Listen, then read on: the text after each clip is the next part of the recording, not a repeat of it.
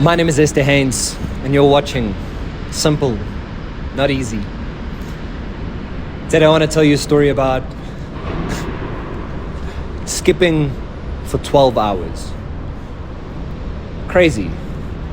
So, 2 years ago, like many of you, I was sick and tired of being stuck inside. Not just physically, but mentally as well, being held down by doubts, by fears, by COVID. And I decided to do something bordering on insanity. I decided to chase a Guinness World Record. Now, the specific record I went for was skipping a jump rope. Probably the most monotonous and boring exercise on planet Earth. You can't use your hands. You have to do the same thing over and over and over again. But anyway, we'll get to that in just a bit. But today, I want to share with you the top 12 things that I learned after skipping for 12 hours. There's another secret tip at the end, but you'll have to wait. So it's divided into six different points, both with a positive and a negative. And the very first thing I want to talk about is dreams. This all started because of a dream. I had a dream to do something unique, to test my limits and to test what I'm capable of, and to see, can I really do what I say I want to do? And the positive about dreams that I want to tell you is dream as big as you physically can. Never stop dreaming. Never stop having new dreams, because 1,000 failed dreams is better than one dream that's never pursued. Chase them, fail again.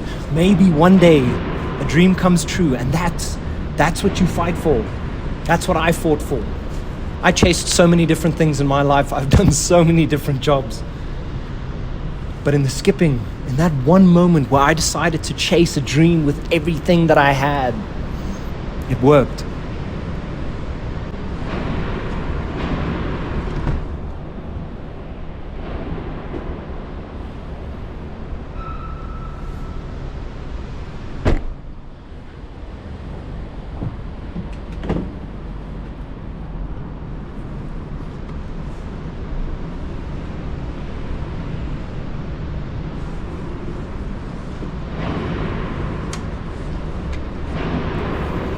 What I'm trying to say is, if you dream big enough and you chase it and you put your everything into it, you might be able to achieve it.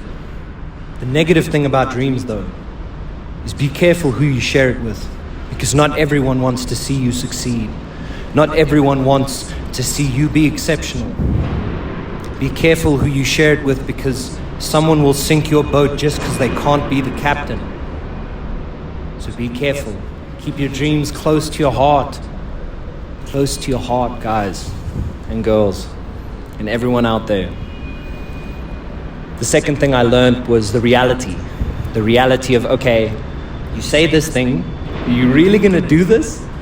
The first thing I did was I did a session in the back of my house. Like, we have this little courtyard thing, and I decided to do 6 hours to test, would I be able to do it? And I got through it, and from there on I pitched the idea to my fitness coach, my dad, and they said, why not? Why don't we go for it? Why don't we try it? It's something new, it's something we all can learn from. And we pulled in PVM and Braven Performance Lab, Neil Duplessis, Insaki, a little group of people from PVM that helped us build a pressure plate, because there was no way on earth we were going to sit there and count every single skip with a counter or a thumb or someone. No, we needed an electronic system that we could record and we could have data.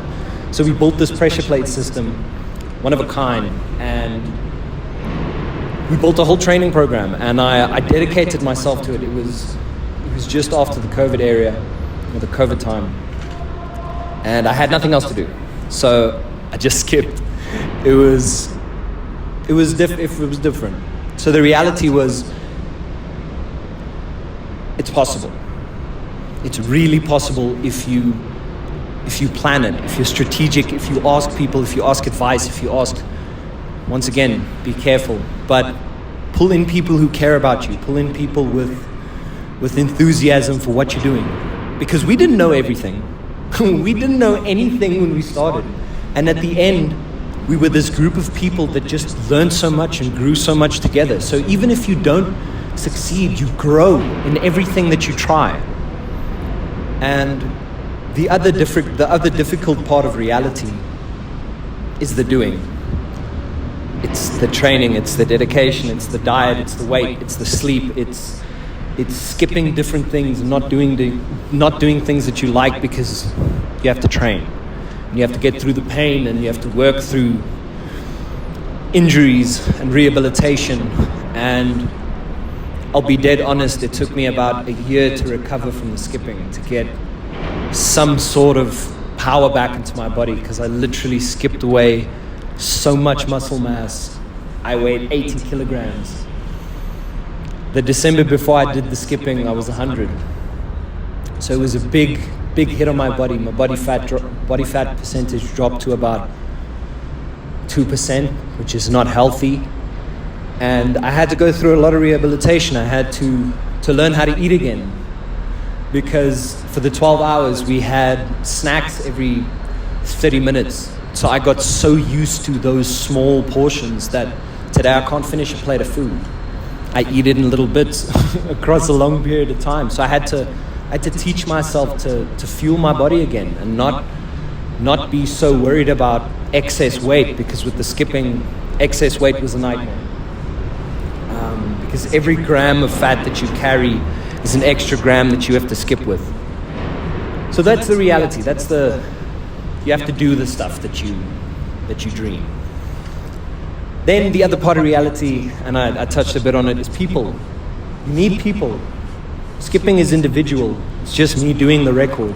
But I needed a team. I need people who supported me. My little brother, my mini-me, he was with me every single skip, counting the fails that I did, changing my music, bringing me supplements. Without him, I could never have achieved anything in the skipping, because I can't do it alone. I can't change the music because my hands are busy. So you need people. I needed my dad to take care of the strategic planning. I needed Neil to work on my fitness, Saki, and to build the pressure plate, and everyone else, especially, Francois van Rensburg, Luan, Jacobs, two homies that helped us get the venue. The venue, we had different venues because we did 3 different records. It was at the Maslow Hotel twice, Times Square, here in Menlyn. Shout out to Nikki. You made it possible. You're part of the team that got this record. You, Francois, everyone that put a piece of themselves into it. Thank you, because without you, I could not have done it. Without the people who believed in me. And that, my friends, is also the negative. The people who don't believe in you. The people who don't want you to succeed. The people who tell you, you know what? It's not possible. You are not one of those people. Trust me, you're not that guy. But what if you are? What if you are that fucking guy? What if you are capable of anything if you just believe? But you have to face a lot of doubters, a lot of haters. You know what? That's okay. Because I realized in life, if you don't have any enemies, you need to make some. Because if you please everyone, you're not doing something right. Because truly following your dream will piss some people off, because they didn't do it. They didn't take a chance, and you did. So you know what? Go for it. After people, the other reality, after people, give me a second. After people comes cost. The positive cost, and what I mean by cost is it's going to cost you something to pursue your dream. Either time, either money, either energy, either attention, dedication. It's going to cost you some of your free time. It's going to cost you to put in more hours, to sleep less. That's the good reality, is that you can put something in to get something out. The negative is exactly the same. You have to put something in to get something out. I had to give a piece of myself that I didn't really understand beforehand. I had to give up strength, all the muscle and all the strength I built in 16 years of fighting, gone, because I chased a dream and I had to rebuild that now. And now I'm back. I'm fighting again, and it's been an awesome journey, but it did cost me. The other thing I learned was time. Time is not your enemy, but it is also not your friend. It just is. Time can be as slow or as fast as you allow it to be. Those were the longest 12 hours of my entire life. I cannot tell you what it feels like to do 105 skips in 12 hours. It's surreal to see your body pushed to limits that you did not comprehend prior. But the good thing about it, the positive about time is you have time. That 12 hours was probably one of the most impactful 12 hours of my entire life. It only took 12 hours to change my life forever. What is 12 hours, guys? It's a half a day. That's the reality of time, is you have time. You need to make time. You need to do time management and energy management on what you do. That's the positive, is you have time. The negative is you don't have time. You don't have until tomorrow. Don't wait until tomorrow. Tomorrow doesn't exist. Tomorrow is tomorrow. It's not now. Tomorrow is always there, like a mirage. Today is all we have. So you have to start today. And the sixth thing that I learned,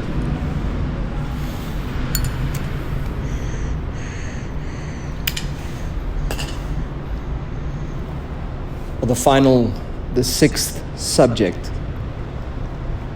is suffering.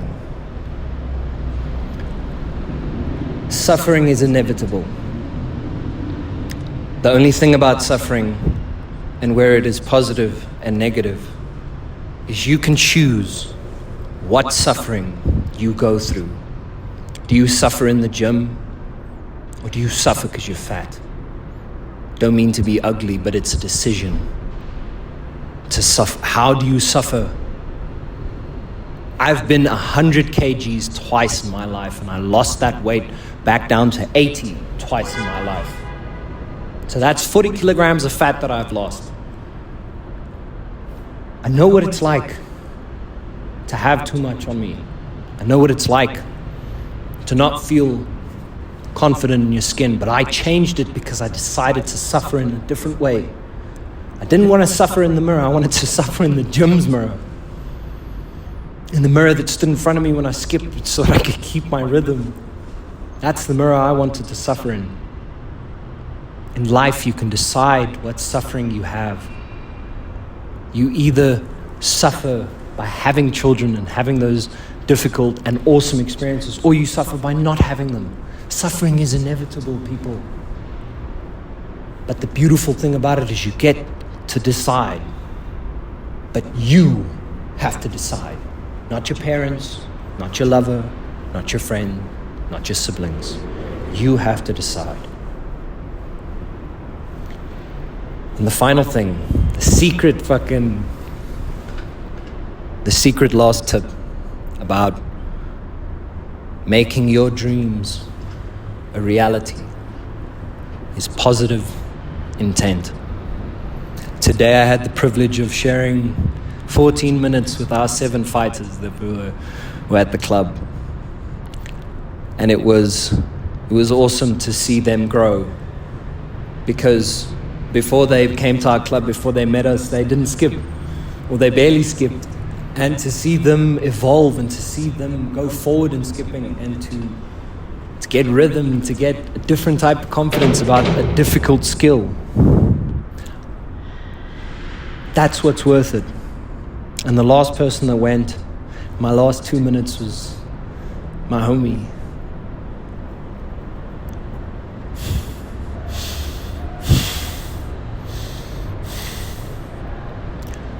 All I ever wanted to be, and the biggest reason I did this, was to prove to people, and especially to him,